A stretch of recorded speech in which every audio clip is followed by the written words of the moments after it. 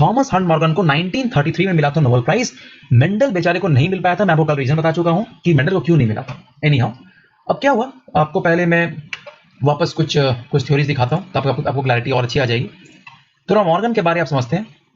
So basically Morgan जो था वो काम कर रहा था ड्रोसोफिला के ऊपर। पहले सॉरी, यहां से फोटोग्राफ देख लेते हैं। मॉर्गन के जो लैब था ना, उसमें क्या हुआ कि एक केला बनाना वो रखा हुआ था, ठीक है ना। पहले कहानी सुनते हैं, ठीक है, कहानी सुनने में बड़ा मजा आता है। तो एक केला जो था ना वो उसके लैब में रखा हुआ था। तो बहुत सारे जो फ्लाइज होते हैं ना वो उस केले के ऊपर बैठ गए। हम क्या करेंगे, हम उस केले को झाड़ के खा जाएंगे, और कुछ लोग अगर बहुत ही हाइजीन को देखते हैं तो उसको फेंक देंगे। मॉर्गन ने देखा भी नहीं, खाया भी नहीं, वो सोचा केले को छोड़ो, ड्रोसोफिला पे काम करते हैं। तो ड्रोसोफिला पे क्यों काम किया उसने, उसके देखो कुछ रीजंस है। पहला, ड्रोसोफिला का पूरा नाम होता है ड्रोसोफिला मेलानोगास्टर। इसको कहते हैं फ्रूट फ्लाई। फ्रूट फ्लाई, ठीक है। नाम किसका है, थॉमस हंट मॉर्गन। इसको मार्क कर लो, because he is called as father of experimental genetics. Experimental genetics का ये फादर है, सोचो। तो क्या क्या रीजन था। पहला, Drosophila can be grown on simple synthetic media, मतलब इसके लिए कुछ खास नहीं चाहिए, बस केला डाल दो अपने आप आ जाएंगे। इससे मजेदार क्या, मेंडल ने क्या सोचा था, पी प्लांट उगा लो। मतलब लोगों देखो कितना पैसा बचा के कितना कुछ साइंस में कर गए हैं, और हम इतना पैसा खर्च करके भी पता नहीं क्या करेंगे आगे, पर मेहनत बहुत करनी है, बहुत आगे जाना है, ठीक है। Complete their life cycle in 2 weeks. मजेदार, ग्रो कर रहा है 2 हफ्ते में खत्म भी हो रहा है, ये तो बड़े मजेदार की चीज है। Single mating can produce a large number of progeny files. तो 3 चीजें बहुत ही अच्छी लगी उसको इन स्लाइड्स के बारे। पहला था दैट सिंपल सिंथेटिक मीडिया है, दूसरा लाइफ साइकिल शॉर्ट है, और third single mating can produce a large number of progeny. Fourth, जो फोर्थ था वो था male and female flies are easily distinguishable. और कैसे डिस्टिंग्विश हो सकता है, उसका फोटोग्राफ भी एनसीईआरटी ने बड़ा ही खूबसूरत डायग्राम दिया हुआ है। मेल, देखो ये मेल है, स्मॉल साइज होता है। Female, female that is a larger size. तो मेल और फीमेल को डिस्टिंग्विश कर सकते हैं उसके साइज से, मेल स्मॉल और फीमेल लार्ज, मेल स्मॉल और फीमेल लार्ज। तो अभी तक देखो हमने चूज कर लिया कि हमें किस पे स्टडी करना है। हमने नहीं किया, मॉर्गन ने किया, उसने बोला कि मैं स्टडी करूंगा फ्रूट फ्लाई पे करेंगे। अगर मैं आपको ये दिखा दूं तो आधे लोगों का ना तो सांस चढ़ जाएगा, क्योंकि इसमें बहुत कुछ लिख दिया है, एक्सप्लेनेशन उतनी अच्छी नहीं है। इसीलिए पहले आप मेरी बात सुनो, वापस आते हैं इस पे। ये देखो, ये देखो, मॉर्गन ने ये देखा कि आपको मैं पहले समझाना चाहता हूं, ठीक है, ध्यान से सुनना मुझे। मॉर्गन ने देखा कि कुछ फ्लाइज के ऊपर उसकी जो आंखें हैं वो व्हाइट आई है, और कुछ फ्लाइज का रेड आई है। अगर आपको इस इमेज में भी दिख जाए, देखो यहां पर अगर ध्यान दो आप, आई थिंक इस बहुत क्लियरली दिख रहा होगा इसको, ये व्हाइट आई है और ये रेड आई है, ठीक है। ये व्हाइट आई है ना, और ये क्या है, ये रेड आई है। तो मॉर्गन ने देखा कि 2 अलग अलग तरह के फ्लाइज उस केले के ऊपर बैठ रहे हैं, कुछ व्हाइट है कुछ रेड है। हम तो अवॉइड कर देते, मॉर्गन ने सोचा अच्छा मौका है, चलो स्टडी कर लेते हैं। उसने व्हाइट और रेड को क्रॉस कराया। To his surprise what he got was red eye, red eye, red eye and red eye in the F1। Okay, F1 के जनरेशन में, F1 आपको याद होगा, फीलियल 1, F1 में उसको मिला ऑल रेड। जिस तरह से मेंडल ने बोला था सेम कहानी मिल गई। मॉर्गन बड़ा खुश हो गया, मेंडल ने बड़ा अच्छा बात बोला, चलो मान लेते हैं। सेकंड में क्या हुआ, जब इसने वापस कराया 2 रेड आई को, रेड आई और रेड आई को फ्यूज कराया। देखो अगर यहां पर ऑल रेड आ रहा है तो हमारा इस टाइम पे क्या कंक्लूजन होना चाहिए, रेड आर वो है डोमिनेंट, मानते हो ना। रेड आई जो है वो डोमिनेंट है, यही हमने कल पढ़ा था ना, ये तो पढ़ा था, जो F1 में आएगा वो डोमिनेंट रेट है। चलो बहुत बढ़िया।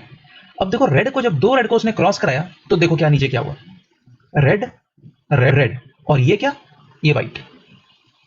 मतलब अब रेशियो क्या आ गया, 3:1।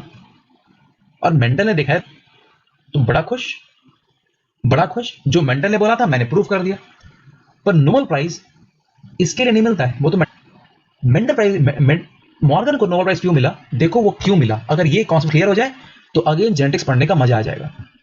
कि जो F2 में व्हाइट आया, समझो इस व्हाइट को, F2 में जो व्हाइट आया ना, व्हाइट जो आया वो एक्चुअली क्या था, वो मेल था।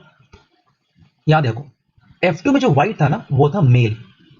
मतलब F2 के समय जो रेड था, कंक्लूजन था रेड तो फीमेल है, और व्हाइट जो है वो था मेल। ऐसा क्यों होगा, जरा सोचते हैं पहले। और आई एम वेरी श्योर आप लोगों में से बहुत लोगों को नोबेल प्राइज भी मिल सकता है। सही दिशा होनी चाहिए। रेड फीमेल में जा रहा है और व्हाइट मेल में जा रहा है। ऐसा क्यों नहीं हुआ, ऐसा क्यों नहीं हुआ कि रेड जो है वो मेल में जा रहा है, ऐसा क्यों नहीं हुआ, ये ऐसा क्यों नहीं हो रहा है, ऐसा क्यों नहीं हो रहा है? इसका रीजन उसने सोचा और प्रूव भी किया कि एक्चुअली जो रेड अलील है, रेड आई का जो अलील है वो किसके ऊपर है? It is on X chromosome.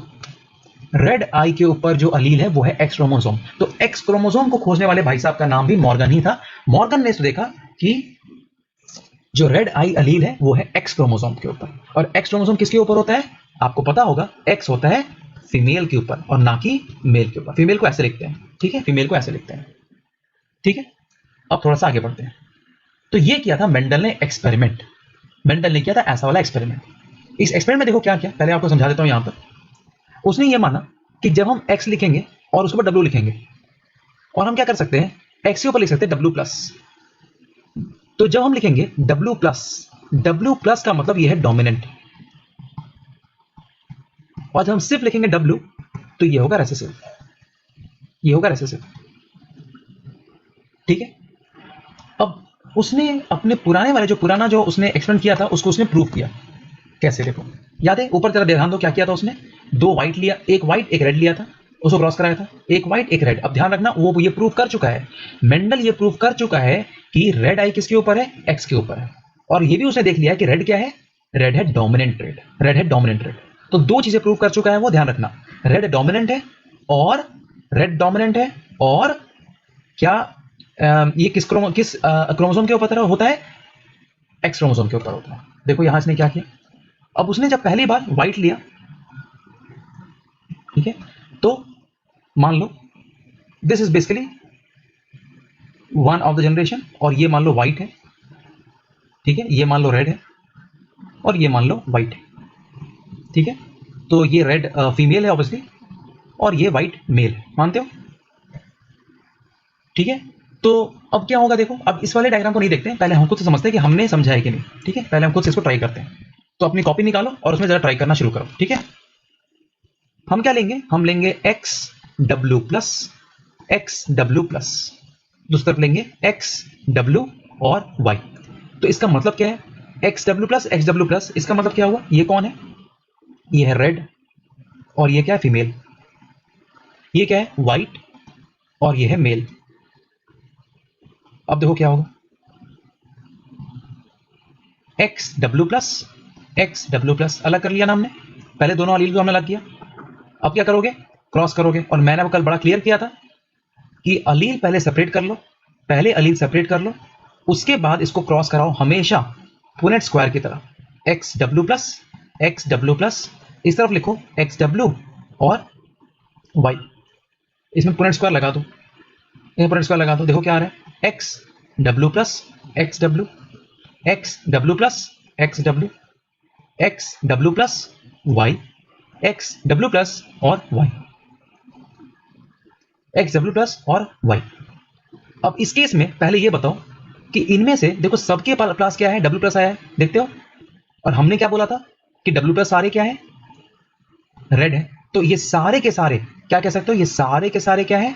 All red है। दीज ऑल आर रेड, जो कि मॉर्गन ने देखा था अपने पहले एक्सपेरिमेंट में, ठीक है। अब उसने क्या किया, उसने एक रेड और एक व्हाइट को, सॉरी एक दोनों रेड को उसने वापस, पर मेल और फीमेल को उसने वापस क्रॉस कराया। तो अब देखो क्या होगा, अब उसने क्या किया, एक्स डब्ल्यू प्लस और एक्स डब्ल्यू, इसको क्रॉस करा रहा है वो एक्स डब्ल्यू प्लस और वाई से। आई थिंक ये मेरे पीछे आ रहा होगा, थोड़ा सा मैं इसको साइड कर देता हूं, ये देखो, ठीक है। ये क्रॉस का सिग्नेचर है, इसको थोड़ा सा अलग से कलर में लिख देता हूं मैं ताकि कंफ्यूजन ना हो जाए। अब इसके बाद क्या करोगे, सेम कहानी।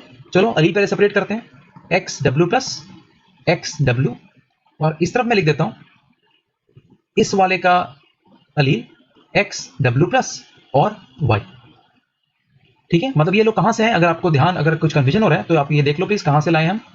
ये जो एक्स डब्ल्यू प्लस है, एक्स डब्ल्यू प्लस डब्ल्यू है, वो मान लो ये वाला है, और ये जो एक्स डब्ल्यू प्लस वाई है वो मान लो ये वाला है।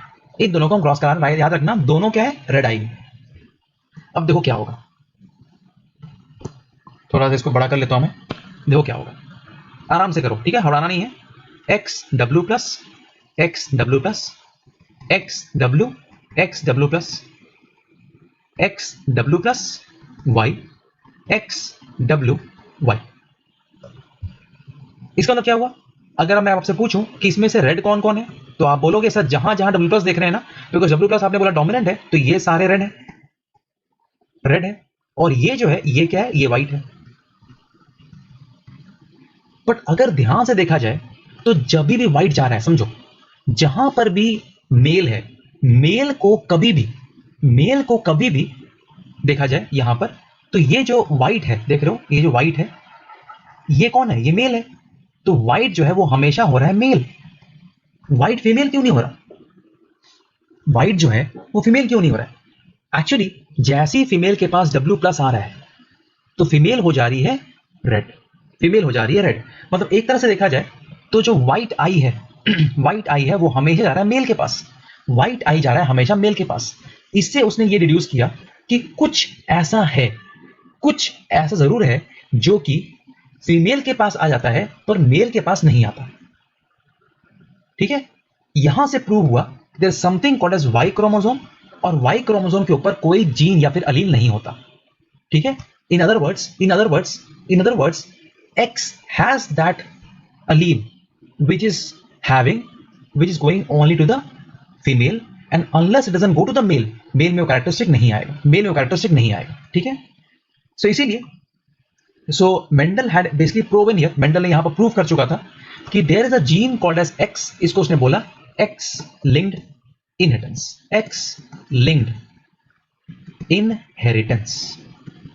Okay, X linked inheritance. Okay, उसने बोला एक्स लिंक्ड इनहेरिटेंस, मतलब some genes are on X chromosome. इस केस में विच जीन, इस केस में कौन सा जीन, रेड आई जीन। इस केस में red eye gene is on X chromosome, red eye gene is on X chromosome. और रेड आई जीन कैसे लिखते हो आप? लिखते हो उसको W प्लस के हिसाब से, W प्लस के हिसाब से। तो ये एक तरह से आप मान सकते हो कि उसका मोनो हाइब्रिड क्रॉस था, उसका एक मोनो हाइब्रिड क्रॉस था।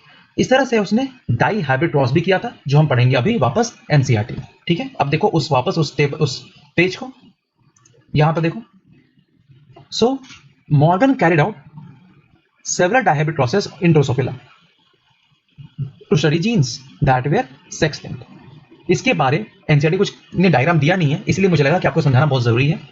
सो these crosses were similar to the dihybrid cross eyed as Mendel in the piece. For example, Morgan hybridized yellow-bodied white-eye females to brown-bodied red-eye males. To brown-bodied red-eyed males. ठीक है, red-eyed males, and intercrossed their F1 progeny. He observed that the two genes did not segregate independently of each other, and F2 ratio did not show this, ये नहीं आया। F2 ratio was not 9:3:3:1. So he did not observe this phenomenon. ऐसा क्यों हुआ? इसका reason कुछ और है। इसका रीजन एक्स क्रोमोसोम पे जीन होना नहीं है, because was not seen, not ये लिख लो 9:3:3:1, not 9:3:3:1 because of linkage, अब लिंकेज क्या है वो हम आएंगे हमारे नेक्स्ट टॉपिक में। ओके, लिंकेज आएंगे हमारे नेक्स्ट टॉपिक में। तो इससे ये जो अभी तक उसने फर्स्ट 2 लाइंस बताया है, अभी तक क्या प्रूव हुआ? अभी तक ये प्रूव हुआ कि कुछ ऐसे जीन्स होते हैं, some genes are on X chromosomes. Okay, some genes are on X chromosomes and they are not on the Y chromosomes, ठीक है। तो यहां लिखा हुआ है देखो, that the genes were on X chromosomes. ठीक है, इसके थ्रू उसने कुछ एक्सपेरिमेंट किए थे वापस, और वो एक्सपेरिमेंट मैं आपको दिखा चुका हूं उस वीडियो में। उस वीडियो को याद होगा, अगर आपको ये वीडियो याद हो। देखो यहां पर क्या हो रहा था, वापस इस वीडियो को देख लो। यहां पर हो रहा था, ये तो नॉर्मल सेपरेशन थी, फिर बन गए 4 अलग अलग गैमीट्स बन गए। बट एक उसने प्रोसेस किया था, उसने देखा था कि बेसिकली कुछ एक प्रोसेस होता है, उसे कहते हैं रिकॉम्बिनेशन। देखो रिकॉम्बिनेशन कैसे होता है, कभी कभी क्रोमोसोम देखो ऐसे क्रॉस कर रही है, देखो क्रॉस कर रही है। इस केस में क्या हुआ, जो ब्लू है वो चला गया पर्पल के पास, पर्पल चला गया ब्लू के पास। इस तरह क्रॉसिंग को कहते हैं रिकॉम्बिनेशन। बट जो समझने की बात है, जो इंपॉर्टेंट कॉन्सेप्ट ये है, तेरे ध्यान से सुनना मुझे। यहां देखो क्या लिखा हुआ है, ए कैपिटल ए और कैपिटल बी। ठीक है, अब मान लो, ध्यान सुनना, अगर मान लो ये कैपिटल ए और कैपिटल बी इसी क्रोमोसोम में है, बट अगर मान लो कैपिटल ए और कैपिटल बी बिल्कुल पास पास होता, यहां होता, ये मान लो ये जो एरिया अभी मैं दिखा रहा हूं, मान लो यहां पर होता कैपिटल बी, अगर यहां पर होता कैपिटल बी, तो क्या इससे कोई फर्क पड़ता? जरूर फर्क पड़ता। बिकॉज ये देखो, अगर आप जस्ट वापस आओ, क्रॉसिंग देखो कैसे हो रही है, पूरी की पूरी क्रोमोसोम क्रॉसिंग नहीं हो रही है, एक छोटा सा पार्ट क्रॉस कर रहा है, देख रहे हो, एक छोटा सा पार्ट क्रॉस कर रहा है। मतलब ये हुआ कि अगर मान लो ए और बी बिल्कुल पास पास होता, ए और बी बिल्कुल पास होता, तो वो दोनों जीन जो है ना वो कभी अलग नहीं होते, वो हमेशा एक साथ ही नेक्स्ट जनरेशन में जाते हैं। In other words if I draw this,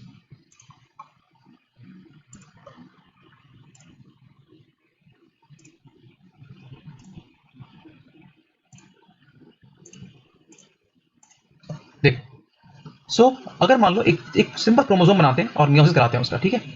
मान लो एक क्रोमोसोम है रेड कलर का, ऐसा रेड है, ठीक है, और एक क्रोमोसोम मान लो है सपोज ब्लैक कलर का, ठीक है, ये ब्लैक कलर का है। ओके, अभी तक सब कुछ क्लियर है? एक रेड है और एक ब्लैक है। अगर मान लो एक जीन यहां पर इधर होता, ये एक इधर होता और एक इधर होता, इसको मान लो कैपिटल ए और इसको मान लो कैपिटल बी, ठीक है। एक दूसरा एग्जांपल है, अच्छा इसका पहले अगर ये क्रॉसिंग होती तो कैसा हो जाता? मैं बस क्रॉसिंग का आंसर बता रहा हूं, ठीक है ना। ये ऐसे आ जाता है और ये वाला थोड़ा सा वापस उसके ऊपर इस तरह से क्रॉसिंग होती है, हल्की सी क्रॉसिंग होती है मियोसिस 1 के समय। सो इसका जो एंड रिजल्ट है वो कैसा होता?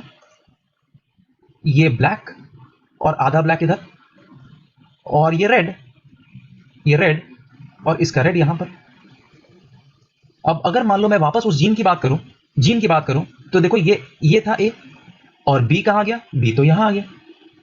अब ये एक गैमीट बन गया और ये दूसरी गैमीट बन गई। मतलब देखो ए और बी जीन जो है वो अलग हो गए, बिकॉज ए और बी जीन अलग हो गए, मतलब अब जब ये कंबाइन करेगा दूसरे पेरेंट गैमीट से तो ए और बी अलग हो गए, मतलब हम कहेंगे genes are not linked and they can show recombination. मतलब when this will fuse with suppose one other parent, मान लो this will fuse with some other parent, तो क्या होगा? A and B have now got separated। इसको आप क्या नाम दोगे? This will say there is less linkage, okay, इसको लिखोगे less linkage and more recombination। So on fusion with the other parent they can show less linkage and more fusion। तो इसको समझने के लिए एक और एग्जांपल बनाता हूं मैं, उससे कॉन्सेप्ट और क्लियर हो जाएगा। ये एक क्रोमोसोम है रेड कलर का और ये क्रोमोसोम है ब्लैक कलर का, इसको बना लो ताकि आपको याद रहे, ठीक है। अब यहां पर एक जीन है ए और इसके बिल्कुल बगल में जीन है एक बी। अब देखते हैं क्या होता है। अगर दो जीन्स बिल्कुल अगल बगल है, डिस्टेंस बहुत ही कम है, तो क्या होना चाहिए? देखो ये ऐसे क्रॉस करेगा और ये ऐसे क्रॉस करेगा, मानते हो? पर जब हम जीन की बात करें ए और बी, तो ए और बी दोनों ही इधर आ गए ना, ए और बी दोनों ही इधर आ गया। मतलब इसका जो गैमीट बनेगा वो कैसे बनेंगे? आप खुद से बनाना, यहां देखना मत, ठीक है, खुद से बनाना। रेड और यहां पर इसका रेड यहां आएगा, ब्लैक इधर आया और ये ब्लैक इधर है। अब बताओ जीन कहां है? जीन तो इधर ही है ना, दोनों जीन तो इस तरह गैमीट में आ गए। मतलब जिस तरह का पेरेंट था वैसे ही ऑलमोस्ट, अगर हम जीन ए और बी की बात करें, हम सारे जीन की बात नहीं कर रहे हैं, सिर्फ ए और बी जीन की बात कर रहे हैं, तो जिस तरह का पेरेंट था ऑलमोस्ट सेम तरह का बन गया द गैमीट्स। तो इसको क्या कहोगे?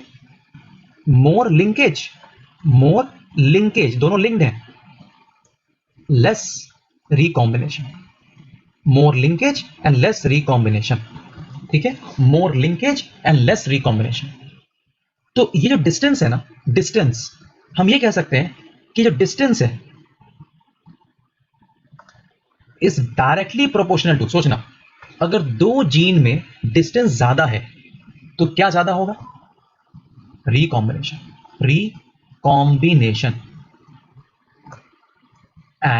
And inversely proportional to 1 by linkage distance. Distance किसकी बात हो रहा है? Distance between two genes. Okay, distance की बात हो रही है, डिस्टेंस बिटवीन टू जीन्स। जितना ज्यादा डिस्टेंस उतना रिकॉम्बिनेशन ज्यादा, और जितना कम डिस्टेंस उतना रिकॉम्बिनेशन कम, लिंकेज ज्यादा। दो लोग आपस में लिंक्ड है, दो प्रेमी, टू लवर्स आर लिंक्ड, तो उनको कोई अलग नहीं कर सकता, वो रिकंबाइन, दूसरे से गर्लफ्रेंड या बॉयफ्रेंड नहीं बनेंगे, दोनों लिंक्ड है आपस में। समझ रहे हो? सिंपल लाइन समझा रहा हूं, ठीक है? दो लोग कपल है, बॉयफ्रेंड गर्लफ्रेंड बिल्कुल लिंक्ड है, तो उनको अलग करके दिखाओ तुम, मान जाओ जरा। दो लोग पहले से ही अलग है तो रिकंबाइन कर जाएंगे, डिस्टेंस ज्यादा है तो रिकंबाइन कर जाएंगे, डिस्टेंस कम है तो अलग ही नहीं हो सकते। सिंपल अंडरस्टैंडिंग है, that is what is this being called. अब ये जो डिस्टेंस है ना, इसको कुछ लोग कहते हैं डिस्टेंस, इसे कुछ लोग कहते हैं मैप यूनिट्स। मैप यूनिट्स इसको मेजर करते हैं सेंटी मॉर्गन में। सेंटी मीटर नहीं, बिकॉज मॉर्गन डिस्कवर किया ना तो उसने अपना नाम लगा लिया कि मुझसे ही याद करो इसका नाम, मैं भी अमर रहूंगा, centimorgans. Okay, centimorgan. Okay, centimorgan. Okay, centimorgan. So Morgan ने देखो दो चीजें किया, आई थिंक पहला उसने ड्रोसोफिला पे स्टडी शुरू किया। ड्रोसोफिला के स्टडी करने से क्या पता चला कि कुछ जीन एक्स क्रोमोसोम पे है, पहला। और दूसरा उसी ने प्रूव किया कि कुछ जो जीन्स होते हैं वो लिंक्ड होते हैं, इसीलिए उसमें रिकॉम्बिनेशन फ्रीक्वेंसी कम होती है, रिकॉम्बिनेशन फ्रीक्वेंसी उसमें कम होती है। तो इसी को अब वापस हम देखते हैं एनसीईआरटी के उस बड़ा कॉम्प्लिकेटेड डायग्राम में।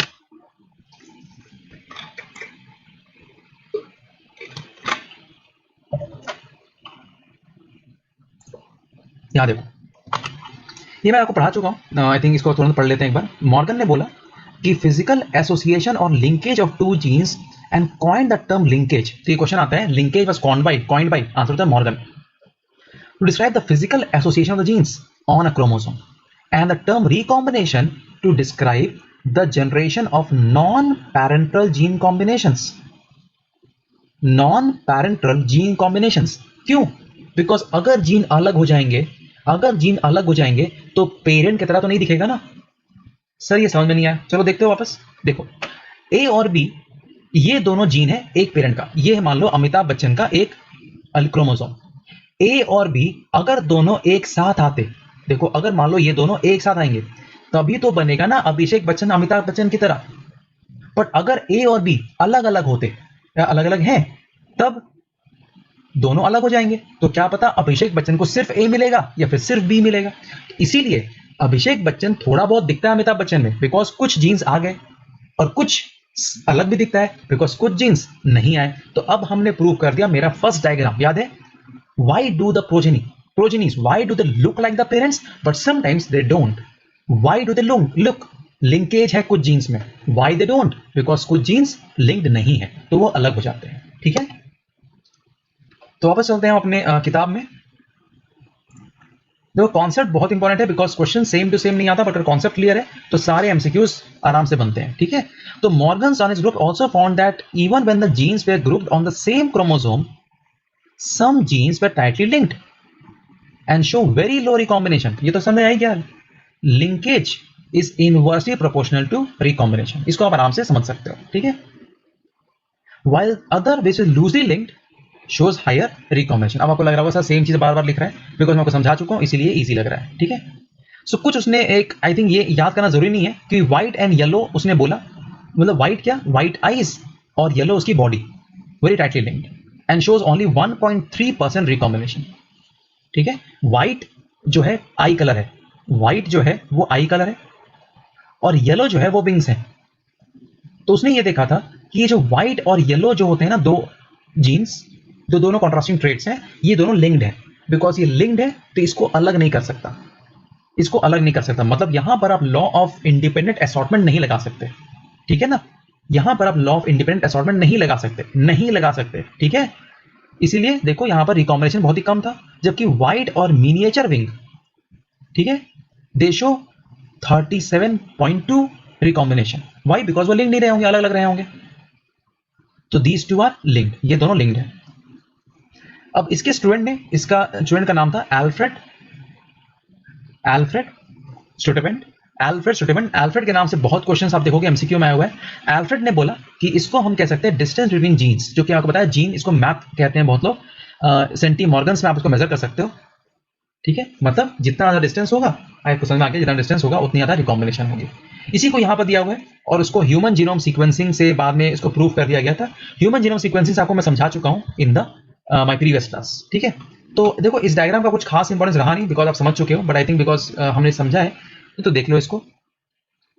यहाँ पर देखो, जब भी हम इसको W लिख रहे हैं, आई थिंक यहाँ पर ये अब मैंने क्लियर कर चुका हूँ, W जो है सिर्फ W है और W प्लस है, तो कौन सा डोमिनेंट? W प्लस वाला डोमिनेंट, और W मतलब रिसेसिव। अब ये कौन सा ट्रेट, किस फीचर की बात हो रही है? जो W है वो है व्हाइट, और जो W प्लस है, सॉरी W प्लस जो है वो क्या है? वो है रेड आई, ठीक है ना, व्हाइट आई और रेड आई, ठीक है, व्हाइट आई और रेड आई, व्हाइट आई और रेड आई, व्हाइट आई और रेड आई, ठीक है। इस तरह से यहाँ पर W और W प्लस की दी हुई है। ये देखो, ये जो क्रोमोसोम्स है ना, ये वाला वाई क्रोमोसोम है, जो टेढ़ा दिख रहा है ना, ये वाई क्रोमोसोम है। इस वाई क्रोमोसोम में कोई जीन नहीं बताया, बिकॉज मॉर्गन ये कह चुका था कि ये जो जीन्स होते हैं ये किसके ऊपर होंगे? सिर्फ और सिर्फ एक्स के ऊपर होंगे, वाई के ऊपर नहीं होंगे। इस तरह से बहुत सारे ऐसे डिजीज भी होते हैं जो कि सिर्फ एक्स के ऊपर होते हैं, वाई के ऊपर नहीं होता। जैसे कि एक डिजीज है कलर ब्लाइंडनेस, एक डिजीज है हेमोफीलिया, वो हम पढ़ेंगे लास्ट में। ऐसी कुछ डिजीज होती है जो कि एक्स के ऊपर होती है, वो वाई के ऊपर नहीं होती है, ठीक है, वो वाई के ऊपर नहीं होती है। अब यहाँ पर देखो, सो क्रॉस ए और क्रॉस बी में आपको इस पूरे डायग्राम समझना क्या है। अब इन दोनों जीन्स को देखो और इन दोनों जीन्स को देखो, क्या लग रहा है? इसमें डिस्टेंस कम है ना, डिस्टेंस इसका कम है। अगर डिस्टेंस कम है तो रिकॉम्बिनेशन कैसा होगा? कम होगा, और लिंकेज ज्यादा होगा। देखो क्या लिखा हुआ है, बिकॉज डिस्टेंस कम है। इस वाले एग्जांपल में डिस्टेंस जो है वो कम है, तो लिंकेज ज्यादा होगा। और एक लाइन छोड़ दो यहां पर, यहां लिखो रिकॉम्बिनेशन कम होगा। मतलब क्या हुआ? अगर लिंकेज ज्यादा है तो पेरेंटल जो टाइप है वो ज्यादा होगा। लिंकेज ज्यादा का मतलब वो ज्यादा दिखेगा पेरेंट की तरह। So more parent type, parent type will be more, वो अपना दिखेगा फादर की तरह।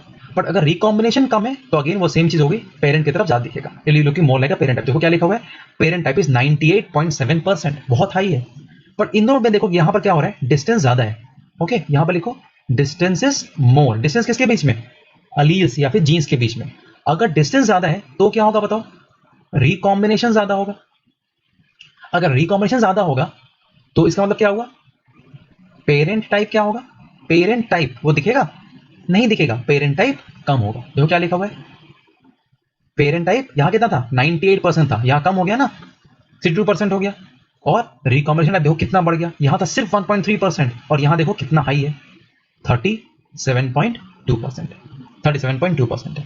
तो ये पूरा जो स्टडी किया था, इस पूरे स्टडी करने का नाम अगेन लिंकेज एंड रिकॉम्बिनेशन, इसको पढ़ने वाले का नाम था मॉर्गन। और मॉर्गन ने पूरी थ्योरी दी थी। He told about the x chromosome, he told about the recombination and also about the linkage analysis, ठीक है। कुछ क्वेश्चंस बनाएंगे, पहले थोड़ा